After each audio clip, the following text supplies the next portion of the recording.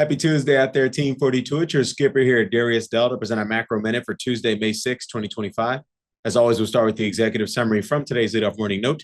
If you would like to review the analysis supporting these conclusions and to see if you need to make any changes in your portfolio to remain on the right side of market risk, you need to be a client of 42 Macro. So today's key macro question is, will President Trump's paradigm C catalyze a bigger boom in risk assets than President Biden's paradigm A? Our answers are, to recap our regime segmentation framework, Paradigm A is a bloated, K-shaped U.S. economy propped up by excessive government spending and over-easy monetary policy that disproportionately flatters income and capital formation of households and businesses on the top part of the K at the expense of crowding out households and businesses on the bottom part of the K. Paradigm A is Biden's economy. Paradigm B is a buoyant, E-shaped U.S. economy that shifts the burden of generating marginal economic output back to the private sector in a manner that reduces the disproportional flow of funds from the public sector to the private sector and the associated crowding out. Paradigm B is where the Trump administration initially intended to guide the economy to, but their miscalculated and, quite frankly, arrogant tactics broke the bond market, which in turn robbed them of their willingness to tolerate the pain required to facilitate the transition to Paradigm B. And finally, Paradigm C features all the fiscal and monetary largesse of Paradigm A, plus more tax cuts that largely benefit the rich and corporations, as well as deregulation that, among other things, will make it easier to replace American workers with AI and automation, per our interpretation of Commerce Secretary Howard Lutnick's commentary throughout March and April. Without meaningful deficit reduction, the crowding out of Paradigm A will persist. Paradigm C is likely where the Trump administration is guiding the economy to now, after Wall Street reminded them who's boss on April 9th and April 11th. Main Street families will likely benefit from even more trickle-down economic exceptionalism than they did under Paradigm A during the Biden administration, which is a positive to be celebrated for sure. But make no mistake about it, the Trump administration is no longer on track to meaningfully narrow the toxic imbalance indicated by the chart on slide 9 in today's leadoff morning note, which is the chart of the day we featured in our morning note on Twitter, etc. As such, the median investor will likely celebrate the Trump 2.0 economy more than the median U.S. household. To this point, it is worth highlighting that the top 20% of U.S. households by income own roughly 90% of financial assets and account for roughly 40% of all consumption. The K-shaped nature of the U.S. economy will not only survive the transition to Paradigm C, it is likely to thrive in it. This should result in a boom in asset markets, much like President Biden's Paradigm A before it.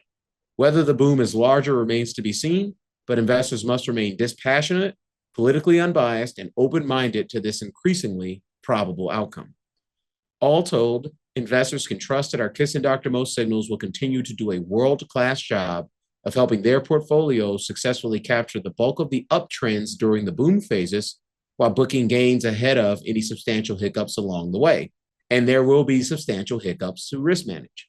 FYI, 2025 featured the fourth stock market crash since 2018 and eighth since 1998. Waiting around for your portfolio to recover from volatility drag is not a gamble anyone in or near retirement can afford to make. One day, risk assets won't recover as fast as investors my age have been conditioned to expect. So you better get with some systematic risk management if you're going to be managing a meaningfully sized portfolio as we deepen into this fork-turning poly crisis, which will, in our opinion, just transitioning to our 42 macro dashboard is always a wrap up the question for our community. I think this is a perfect question to sort of help us understand how the fourth-turning poly crisis is likely to deepen from here. So this one's titled F-shaped economy. Says, I love the visual of the K and E-shaped economies. Would F be an accurate representation name for Paradigm C? Top stays on top, which is better for the middle and Main Street investors than K, or I would say households really, because we know they don't really own assets, unfortunately, outside of their homes. But would it be better for middle and Main Street households than K, and no support for the bottom of the K like E? So Paradigm A is K. This the client is suggesting. Paradigm B is an E-shaped economy, and Paradigm C is, they're asking the question, would it be an F-shaped economy? In my opinion, I don't think so. What I think paradigm C represents is a even bigger version of the K. So the top part of the K gets bigger and the bottom part of the K gets bigger. So instead of thinking like right now, paradigm A is essentially an upside down lowercase k. Now make that upside down click and drag the corner of that lowercase k upside down lowercase k and make it bigger. Like if you click and drag the corner of a window on your computer and made it bigger, that's exactly what we're talking about in terms of paradigm C. I think what's missing from the discussion right now is the lack of fiscal retrenchment we're going to see. Right, if you think about how fiscal retrenchment perpetuates this essentially a copy and pasting of the K-shaped economy. Obviously, you're going to be crowding out households and businesses on the low end of the spectrum when you're talking about interest rates that are much higher than they otherwise would be, because we have this sustained non-war, non-recession budget deficit of 7% in terms of our federal budget deficit. It's our view that, based on our analysis, I think we've done as much detailed analysis on this as anyone I've seen out there, and we have been leading the charge on this stuff for years in terms of understanding all the puts and takes of the U.S. Federal budget dynamics. Even if Doge is exactly what they were promising Doge to be back in late March, when Elon and the other heads of the Doge had that interview on Fox News or Fox Business, they were very, they shared a lot of information. If you missed that, even if it was what they essentially claiming it will be, which is $1 trillion out of annualized federal expenditures, which at the time represented 15% of annual federal expenditures. If you float that all the way down through the P&L and over in terms of what that would ultimately do to the budget deficit, if you just float that all the way down to the P&L from the all-time high in federal expenditures, which was in February, then you're talking about a budget deficit that's somewhere around the order of $2.6 trillion, which is roughly about 6% of GDP, 5 to 6% of GDP. So if Doge is exactly what they claim it will do, and which is a very aggressive and, it has no economic impact on the economy in a way that reduces revenue or slows the revenue growth, you're talking about Doge taking the federal budget deficit from 7% to 6%. Let's use those round numbers. That's obviously not enough to get a significant reduction in interest rates that ultimately causes an unwind of the crowding out of the bottom part of the K from a capital markets perspective. Another way in which the fiscal largesse has been very beneficial for those in the top part of the K is through direct transfers. I mean, I just found out yesterday that the government is still paying $70 billion per annum to corporations, to people like me, wealthy business owners like myself, to keep people employed during COVID. Last year, they paid $70 billion to wealthy business owners to keep people employed during COVID. And so this is the kind of fiscal largesse that has been very regressive in a way. I mean, like if you go back to COVID, if you were poor, you got a $600 extension in your unemployment insurance, and instead of it lasting X amount of weeks, it lasted maybe 52 weeks instead of 26 or whatever. I don't know what the total number of weeks is, so don't shoot me on that. But what the rich people got was PPP. People took their $1 million+ PPP checks and bought private jets, Lamborghinis. They went on trips to Monaco. They went on trips. They've been traveling for the rest of the world. I mean, you go down to Miami or anywhere near Palm Beach where all the PPP money wound up, and everybody's got a new boat. You can't go out to take your wife to dinner without spending $1,000 down there. And so you wonder why there's so much popular discontent with how the government is working and why everyone is so angry at the government in terms of, yeah, Doge, yeah, waste, fraud, and abuse. If you're handing out millions of dollars to rich people to keep people on the dole, which doesn't necessarily have to flow down to their employees, it can just flow straight down into their bottom line as LLC owners. This is what's been happening for years. And I'm just using this as a particular example, but don't forget, we got almost $1 trillion defense budget. That'll be over $1 trillion by the end of this year. That money's not going to poor people. That money's going to companies like Palantir and the rich people who own the equity in the companies like Palantir, right? I'm just using these as very live examples. I mean, think about Elon owning SpaceX and selling services to the government.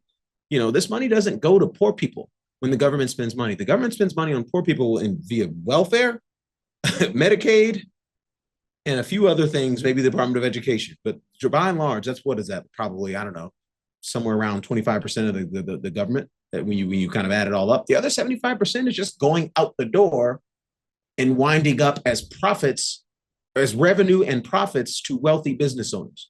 And so you have a direct income transfer from the country to rich people in the form of government outlays, while at the same time, obviously, rich people pay most of the taxes, so they're obviously going to benefit mostly from the tax reductions as well. So that makes sense. I don't have any bone to pick with that. If you pay the most taxes, you should benefit from the tax cuts. But again, that doesn't stop doesn't take away the fact that tariffs are a regressive tax that could be used to finance tax cuts for wealthy people. So I think the key takeaway from all this is that the K-shaped nature of the economy is likely to be persistent in Paradigm C. I think another key takeaway is that Paradigm C is probably going to be great for the economy and asset markets in aggregate. However, as it relates to going back to the fourth turning polycrisis, which is going to continue to create political volatility, and as a function of that political volatility, financial market volatility of epic proportions, then we're going to continue to see the income and wealth inequality that is, consistent feature of every fourth turning that ultimately catalyzes itself in some existential threat because people are angry enough and pissed off enough to go to a total war or reorganize the economy in some other very aggressive manner that is not currently foreseen. So I'm starting to get a sense of how this all may play out. And don't forget, we have our friend AI coming to take a lot of folks' jobs, according to the Fiverr CEO and other CEOs within and around the tech space. So I think the key takeaway is I think if you have a multi-year time horizon, I think you got to be very bullish on risk assets as a function of Paradigm C. I think you also must have a deep understanding and appreciation of where this might ultimately take us, because essentially it's going to create a even more distorted top-heavy K-shaped economy over time. And that top-heavy K-shape is essentially going to wind up and manifest itself in political volatility. Imagine if you went back from people got so disenchanted with the K getting bigger in this particular administration that they swing us all the way back to, Kamala Harris or Joe Biden, and you reverse all this deregulation and tax cuts. Can you imagine the kind of political volatility which ultimately winds up in economic volatility as a function of all this? But again, those are multiple trades away. I think you got to trade the trade that's ahead of you. And in my opinion, if we're right on this transition to Paradigm C, the big trade that's ahead of us is the rest of the markets agreeing with Paradigm C as the modal outcome. And in our opinion, that's a much higher market, let's call it a year from now, than we are today. So we'll wrap it up there. Darius Dell here, presenting our macro minute for is it Tuesday? Tuesday, May 5th or May 6th, 2025. Best of luck out there today. We'll catch you back here tomorrow. Cheers.